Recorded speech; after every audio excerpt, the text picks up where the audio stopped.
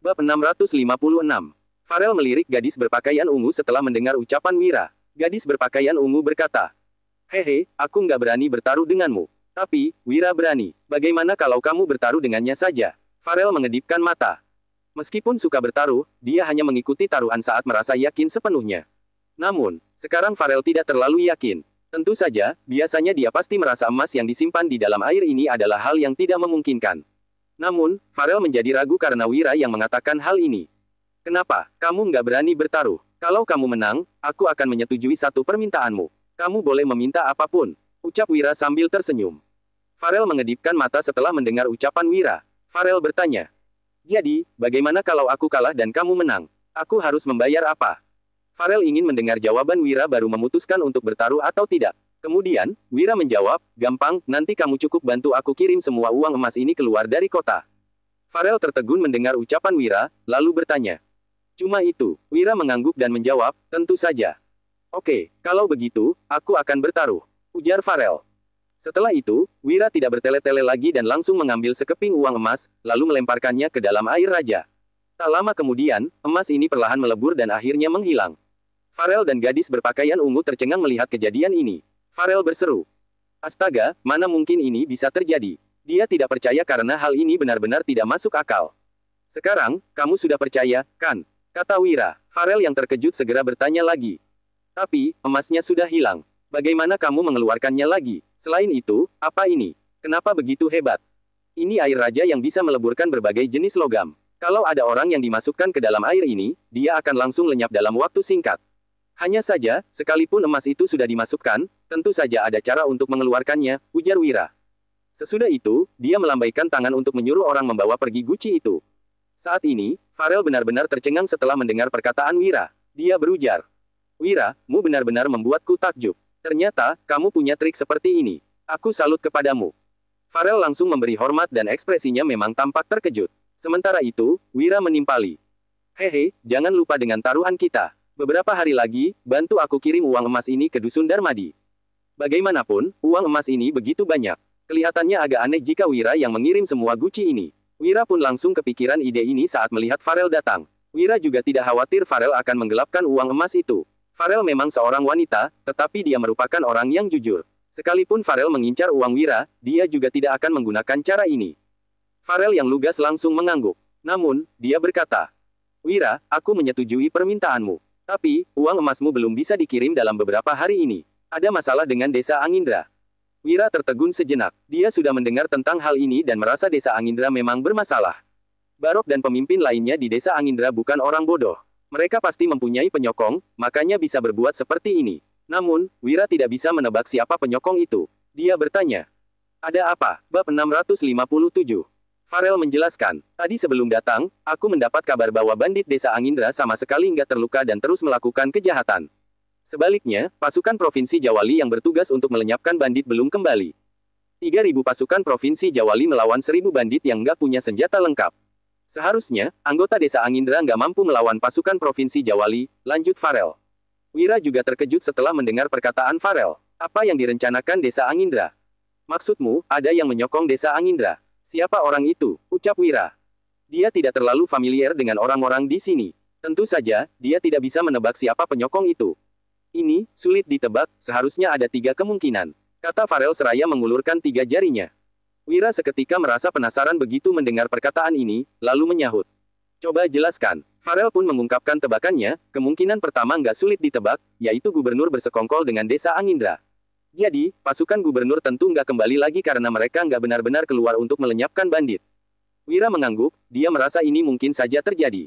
Kemudian, Wira bertanya, "Bagaimana dengan kemungkinan kedua?" Farel melanjutkan, "Kemungkinan kedua, ini taktik orang-orang dari kota pusat pemerintahan Roino. Mereka sengaja menyuruh bandit Desa Angindra berbuat seperti ini untuk merebut sumber daya Provinsi Jawali." Wira mengangguk lagi, dia sependapat dengan Farel. Bagaimanapun, kehidupan rakyat agak sulit dan pemerintah tidak memberikan solusi bagi mereka. Jadi, bukan tidak mungkin mereka berbuat seperti ini demi bertahan hidup dan menyerahkan pajak yang ditetapkan pemerintah. Farel berucap lagi, mengenai kemungkinan ketiga, bisa jadi Desa Angindra bekerja sama secara diam-diam dengan bandit lain. Bagaimanapun, di Provinsi Jawali, kota pusat pemerintahan Roino ada di bagian utara dan punya kekuasaan yang cukup besar. Kalau bekerja sama, mereka memang bisa melakukan hal ini. Hanya saja, aku merasa poin ketiga ini paling nggak mungkin terjadi. Begitu Farel selesai bicara, Wira mengangguk dan berkomentar. Poin ketiga seharusnya nggak mungkin terjadi. Mereka juga nggak bodoh. Mendapatkan keuntungan sesaat seperti ini akan menimbulkan konsekuensi yang fatal, benar-benar nggak sepadan. Farel menimpali. Aku juga sependapat denganmu. Menurutmu, mana yang lebih memungkinkan? Dia ingin mendengar pendapat Wira. Kemungkinan pertama dan kedua, sahut Wira. Dia tidak terlalu memikirkannya. Menurutnya, dua kemungkinan ini bukan masalah besar. Hanya saja, Wira dan Farel tidak tahu setelah Lukman mengetahui kabar desa Angindra yang terus menimbulkan kekacauan, dia langsung murka dan berseru. Apa? 3.000 pasukan Provinsi Jawali yang kukerahkan sama sekali nggak bisa mengalahkan 1.000 pasukan desa Angindra. Mana mungkin? Lukman yang sangat marah mendengar bawahannya berujar. Pak, memang benar seperti itu. Pasukan garnisun Provinsi Jawali nggak banyak, hanya sekitar 10.000 orang kalau nggak, minta pemerintah untuk mengerahkan pasukan. Setelah bawahan itu selesai berkata, Lukman menggeleng. Butuh waktu yang lama bagi pemerintah untuk mengerahkan pasukan. Namun, melenyapkan bandit adalah tanggung jawab semua pasukan kerajaan Nuala. Pasukan kota pusat pemerintahan Roino yang paling dekat dengan kita. Aku akan menulis surat, lalu kamu antar surat ini ke markas pasukan kota pusat pemerintahan Roino. Temui Rendra untuk meminta bantuannya, ujar Lukman yang marah besar. Kemudian, Lukman menulis surat untuk Rendra. Dalam waktu singkat, bawahan Lukman menyampaikan surat itu ke markas pasukan kota pusat pemerintahan Roino. Rendra tertawa terbahak-bahak sesudah membaca surat itu. Dia berucap, setelah merencanakan begitu lama, akhirnya aku mendapatkan surat ini. Tulis surat balasan dan beritahu mereka pasukan kita akan segera berangkat. Suruh Lukman buka garis perbatasan Provinsi Jawali untuk membiarkan pasukanku masuk. Terdapat banyak kota di Provinsi Jawali. Di bagian terluar ada 3 benteng kota yang berfungsi untuk menahan serangan pasukan musuh. Ini adalah metode yang dipakai oleh setiap provinsi di kerajaan Nuala. Jika ingin menerobos benteng kota ini, setidaknya membutuhkan puluhan ribu pasukan elit. Rendra hanya mempunyai 30.000 pasukan elit. Apabila ketiga pasukan di benteng kota ini menyerang, Rendra pasti akan mengalami kerugian besar dan tidak mampu menyelesaikan masalah ini. Jadi, dia harus memikirkan cara agar Lukman bisa membiarkan pasukannya masuk. Solomon berujar, ayah, di setiap benteng kota Provinsi Jawali hanya ada pasukan garnisun sebanyak 1.000 orang, sedangkan di Provinsi Jawali hanya ada 5.000 orang. Setelah kita memasuki 3 benteng kota di Provinsi Jawali, kita bisa langsung mengendalikannya. Dengan serangan 30.000 pasukan, kita pasti bisa menerobos Provinsi Jawali dalam 1 hari.